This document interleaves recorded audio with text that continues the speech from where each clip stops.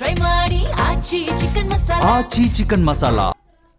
CM Siddaramaiah ಎಕ್ಸ್ನಲ್ಲಿ ಸರಣಿ tweet ವಿಚಾರಕ್ಕೆ ಸಂಬಂಧಪಟ್ಟಂತೆ ಸಿಎಂ ಎರಡನೇ ಅವಧಿ ಆಡಳಿತದಲ್ಲಿ ವಿಫಲರಾಗಿ ಹತಾಶರಾಗಿ ಈ ರೀತಿ ಮಾತನಾಡ್ತಿದ್ದಾರೆ ಅಂತ ಧಾರವಾಡದಲ್ಲಿ ಮಾಜಿ ಸಚಿವ ಮುರುಗೇಶ್ ನಿರಾಣಿ ಈ ರೀತಿಯಾಗಿ ಹೇಳಿಕೆಯನ್ನು ಕೊಟ್ಟಿದ್ದಾರೆ. ಅವರನ್ನು ತುಳಿಯುತ್ತಾ ಇರುವಂತಹ ಜನ ಇದ್ದಾರೆ, ಬೇರೆ ಯಾರೂ ಅಲ್ಲ, ಅವರ ಪಕ್ಷದವರೇ ಅಂತ. ಅಂದರೆ ಅವರನ್ನು ತುಳಿತಿರೋರು ಅವರ ಪಕ್ಷದವರೇ ಅಂಥೇಳಿ ಹೇಳಿಕೆಯನ್ನು ಕೊಟ್ಟಿದ್ದಾರೆ.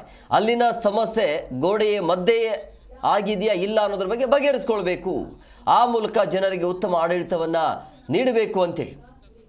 ಅಂದರೆ ಈಗ ಹೊರಗಡೆ ಚರ್ಚೆ ಆಗ್ತಾ ಇರೋದು ಪವರ್ ಶೇರಿಂಗ್ ವಿಚಾರ ಇದೆಯಲ್ಲ, ಆ ಸಮಸ್ಯೆಯನ್ನು 4 ಗೋಡೆ ಮಧ್ಯೆನೇ ಅದನ್ನು ಬಗೆಹರಿಸ್ಕೊಳ್ಬಹುದಾಗಿತ್ತು. ಬಟ್ ಈ ರೀತಿಯಾಗಿ ಅದನ್ನು ಪ್ರಚಾರ ಮಾಡೋದು ಅವಶ್ಯಕತೆ ಇರಲಿಲ್ಲ ಅಂತ.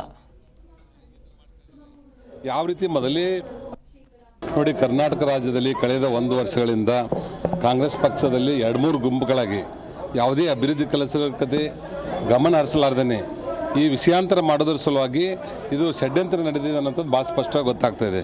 ಕೆಲವೊಂದು ಆಡಿಯೋ ರೆಕಾರ್ಡ್ಗಳು ಹೊರಗಡೆ ಬಂದಿದೆ, ಕೆಲವೊಂದು ದುಡ್ಡು ಕೊಟ್ಟಿರುವಂಥದ್ದು ಯಾರ ಕೈಯಲ್ಲಿ ಕೊಟ್ಟಿದ್ದಾರೆ ಅನ್ನುವಂಥದ್ದು ಪ್ರೂಫ್ ಇಲ್ಲ. ಇದು ಎಲ್ಲ ಕಡೆ ತಮ್ಮ ಮೇಲೆ ಬಂದಿರುವಂಥ ಭ್ರಷ್ಟಾಚಾರದ ಆರೋಪವನ್ನು BJP ಮೇಲೆ ಹಾಕುವಂಥ ಮತ್ತು ಪ್ರಾಮಾಣಿಕವಾಗಿರುವಂಥ ಡಾಕ್ಟರ್ ಚಂದ್ರು ಲಮಾಣಿ ಅವ್ರ ಮೇಲೆ ಇದನ್ನು ಹಾಕುವಂಥ ಷಡ್ಯಂತ್ರ ಇಲ್ಲಿ ನಡೆದಿದೆ. ನಾಳೆ ಅದನ್ನು ಎನ್ಕ್ವೈರಿ ಮಾಡಿ ಅದರ ಸತ್ಯಾಸತ್ಯತೆ ಅದು ಗೊತ್ತಾಗ್ತದೆ.